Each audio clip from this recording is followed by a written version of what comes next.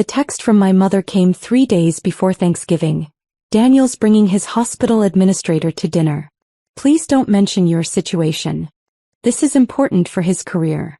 My situation. The autoimmune disease destroying my kidneys. The dialysis keeping me alive 3 times a week. The catheter in my chest that connected me to a machine for 4 hours every session. That situation. At 29 I looked like I'd aged 15 years. Gray skin, thinning hair, 30 pounds lighter than I should be. But sure Mom, I'd make myself invisible so Daniel could impress his boss. My younger brother Daniel was a resident at St. Luke's Hospital, the same hospital where I received dialysis. At 26 he was everything my parents wanted. Doctor, engaged to another doctor, featured in promotional materials as a rising star. His Instagram overflowed with perfectly posed scrub photos and captions about saving lives. Meanwhile, I was a medical writer working from home between dialysis sessions, ghostwriting articles for physicians who understood suffering. I made good money, enough to cover my astronomical medical bills. But to my family I wasn't successful. I was sick. And worse, inconvenient. Emma's always tired, my father said when I missed family events. Maybe if you exercised more, Daniel suggested when I mentioned chronic fatigue. Have you tried going vegan? My mother asked as if diet would regenerate dying kidneys. Daniel was the worst. As a doctor in training, he treated my illness like a personal insult to his medical knowledge. You're probably not taking your medications correctly, he'd said when my kidney function dropped. I took 17 medications daily, timed precisely. You should get a second opinion, he said when my nephrologist added me to the transplant list. I'd gotten 4 opinions. All said the same thing: without a transplant maybe 2 years. Are you sure you need dialysis 3 times a week? That seems excessive. Like I chose to spend 12 hours weekly hooked to a machine for fun. Last Thanksgiving I'd been in the ICU with sepsis from an infected catheter.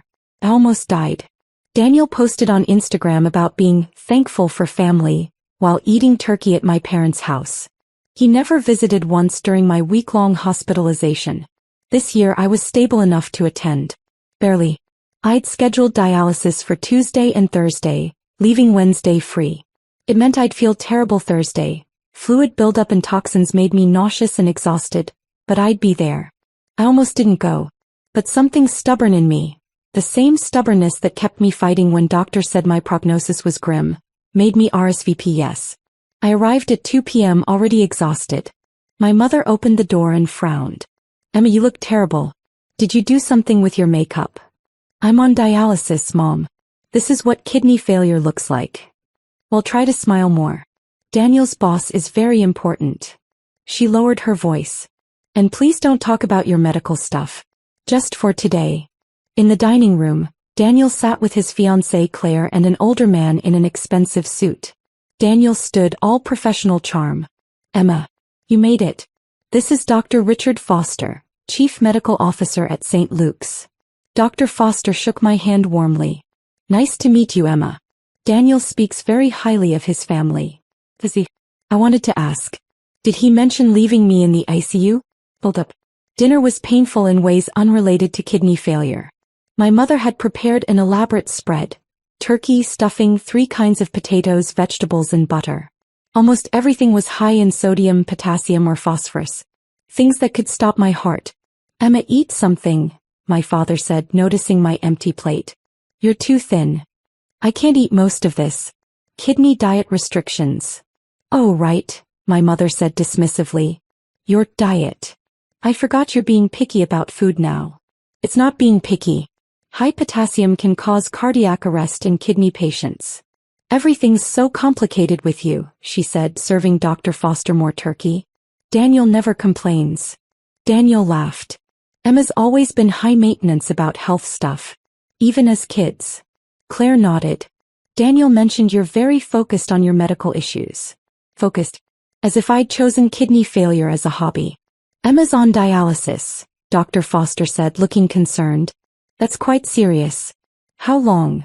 6 months. Waiting for a transplant. That must be incredibly difficult. Dialysis 3 times a week. Yes, sir. Daniel jumped in. Emma's doing fine. She's just dramatic about it. Dialysis is pretty routine these days. The table went quiet. Dr. Foster's expression shifted. Routine for whom? He asked carefully. I just mean dialysis technology has improved. It's not as bad as Emma makes it sound. She acts like she's dying when really, plenty of people live normal lives on dialysis. For how long? Dr. Foster asked. What?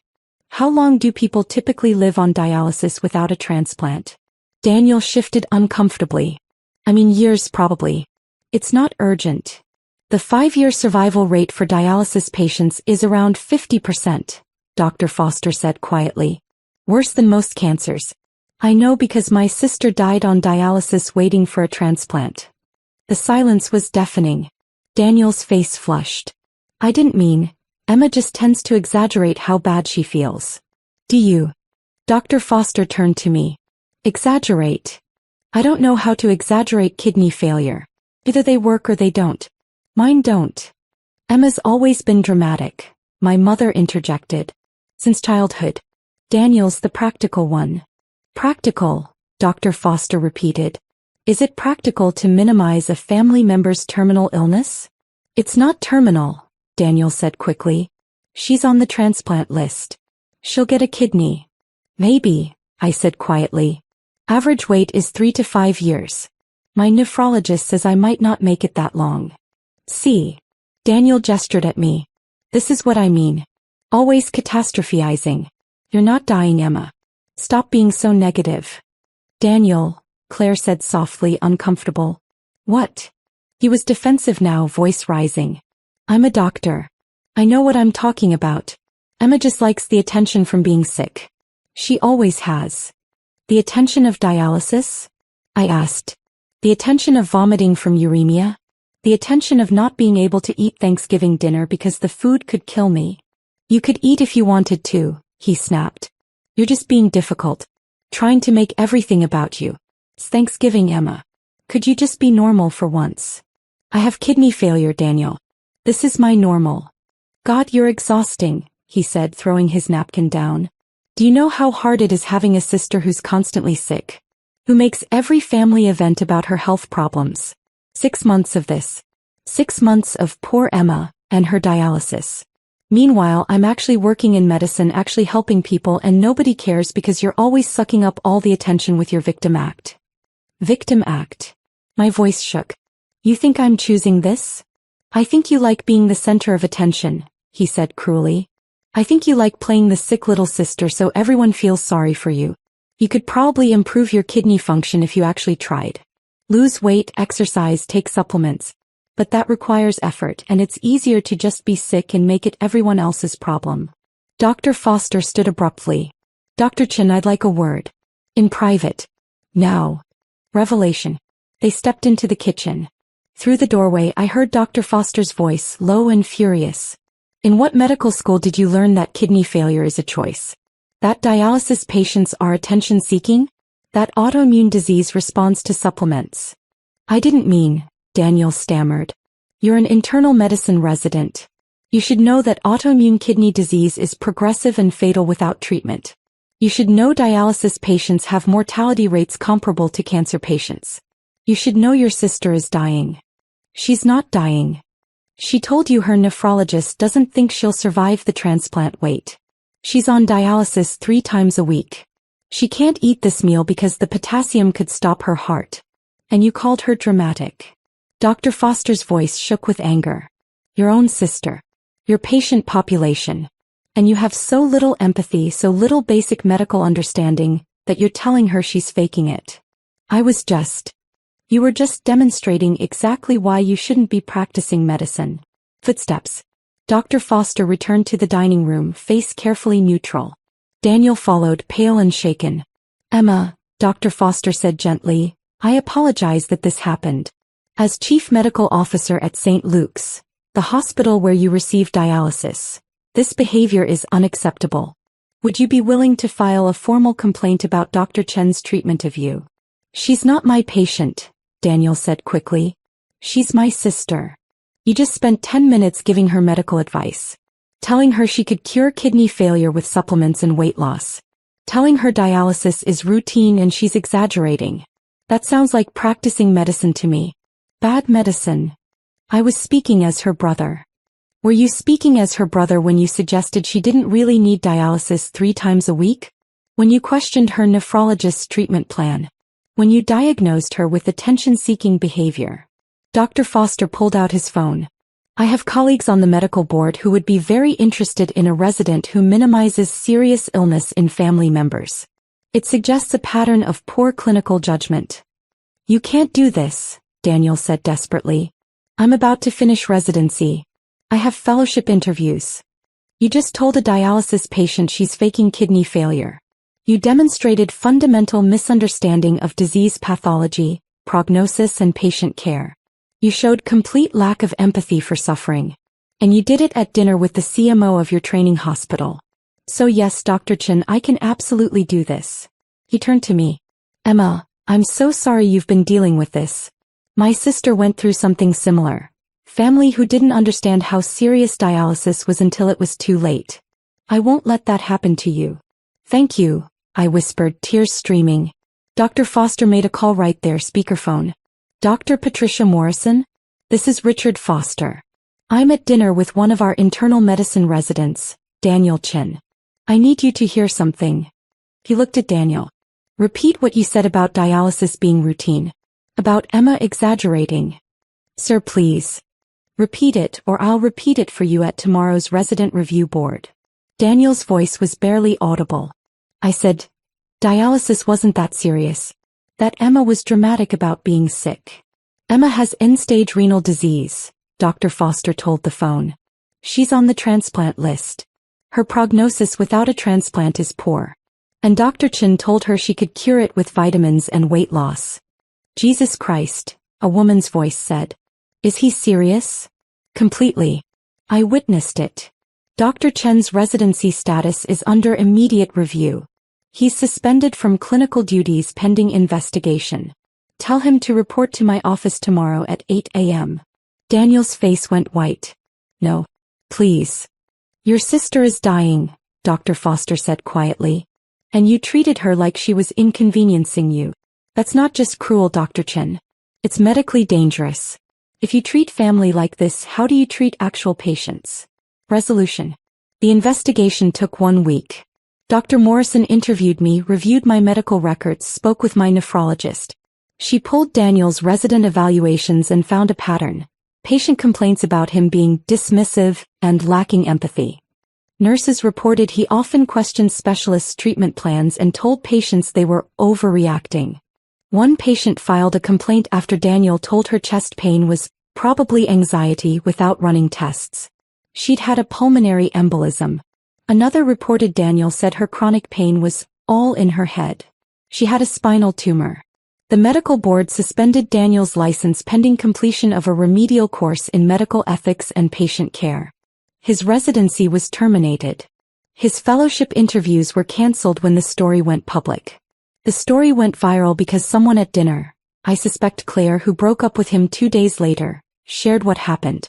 Doctor tells dying sister she's faking kidney failure, ran in medical ethics journals, Twitter threads and Reddit forums.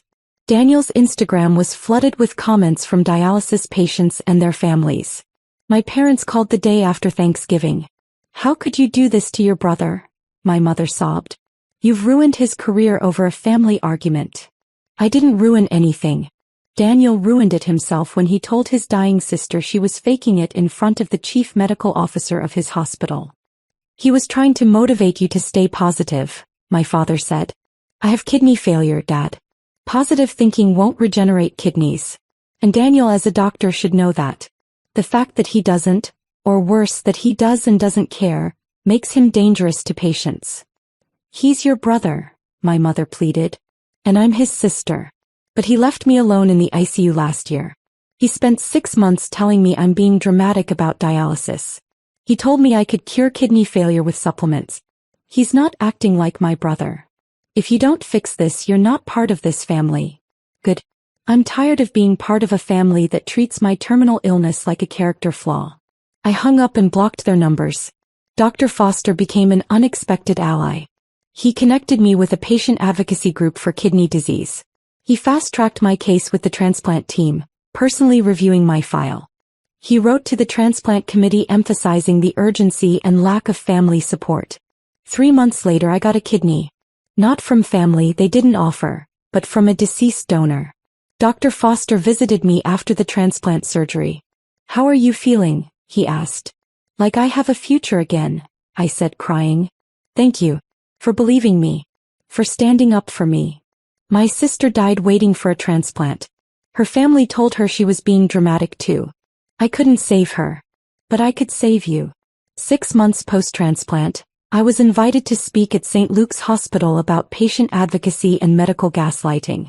The auditorium was full of residents, the same program Daniel had been expelled from. "When patients tell you they're suffering, believe them," I said, standing at the podium with my immunosuppressant medications in my bag. "When they describe serious symptoms, take them seriously. Because my own brother, a doctor, told me I was faking kidney failure. And if I'd believed him, if I'd stopped dialysis thinking I was just being dramatic, I'd be dead." The residents were silent. Several were crying. Medicine isn't just about diagnosis and treatment. It's about seeing suffering and responding with compassion. My brother lost his medical license because he couldn't do that for his own sister. Don't make the same mistake with your patients. The standing ovation lasted 5 minutes. Daniel sent one email after my transplant. "I hope you're happy. You destroyed my life over a misunderstanding." I didn't respond. There was no misunderstanding.